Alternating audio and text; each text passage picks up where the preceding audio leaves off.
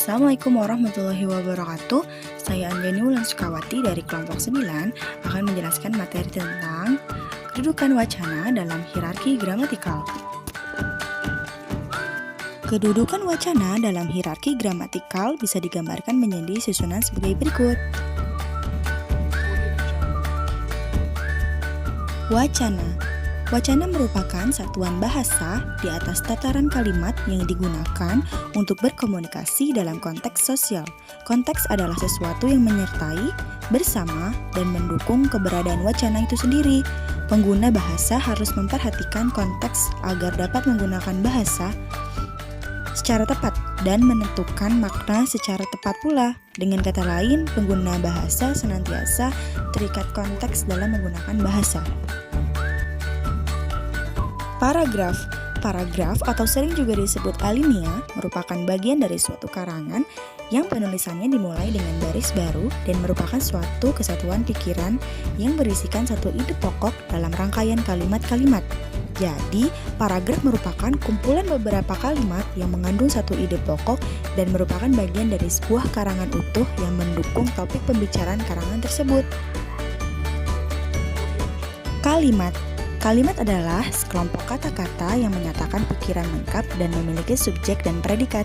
Subjek adalah sesuatu tentang mana sesuatu itu dibicarakan.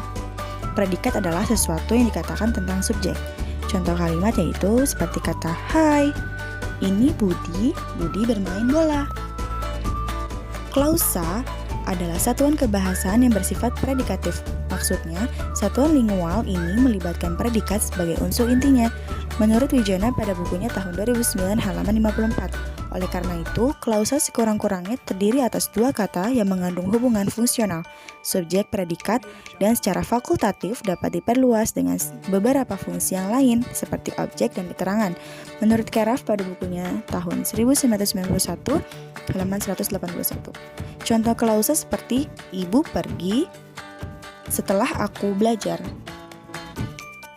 Frasa adalah gabungan kata yang mana setiap kata tetap mempertahankan makna masing-masing dan gabungan kata tersebut tidak melewati batas fungsi. Dalam sebuah frasa hanya terdapat satu kata sebagai unsur inti atau unsur pusat. Kata-kata lain hanyalah sebagai unsur penjelas. Contoh frasa yaitu rumah saya, sedang makan, sangat banyak, di kampus, dan 10 ekor. Kata. Kata adalah bentuk bebas yang terkecil yang tidak dapat dibagi menjadi bentuk bebas yang lebih kecil lagi. Menurut Wijana pada bukunya tahun 2009 halaman 33. Contoh kata yaitu makan, rumah, pakaian, dan lain sebagainya. Morfem. Morfem adalah satuan gramatikal terkecil yang berperan sebagai pembentuk kata. Menurut Wijana pada bukunya tahun 2009 halaman 33. Sebagai pembentuk kata, morfem merupakan satuan kebahasaan yang terkecil yang maknanya secara relatif stabil dan tidak dapat dibagi atas bagian bermakna yang lebih kecil. Menurut Krida Laksana pada bukunya tahun 2008 halaman 157.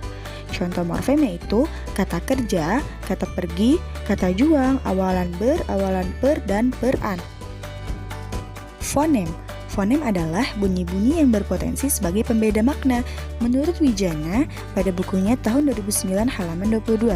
Salah satu cara menentukan sebuah fonem dalam sebuah sistem bahasa adalah dengan pasangan minimal.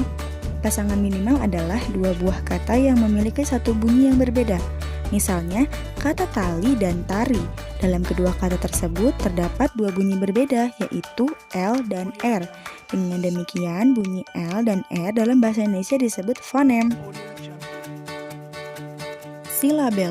Silabel adalah satuan ritmis yang terkecil, artinya satuan yang memiliki puncak kenyaringan yang lazimnya diduduki oleh bunyi-bunyi vokal.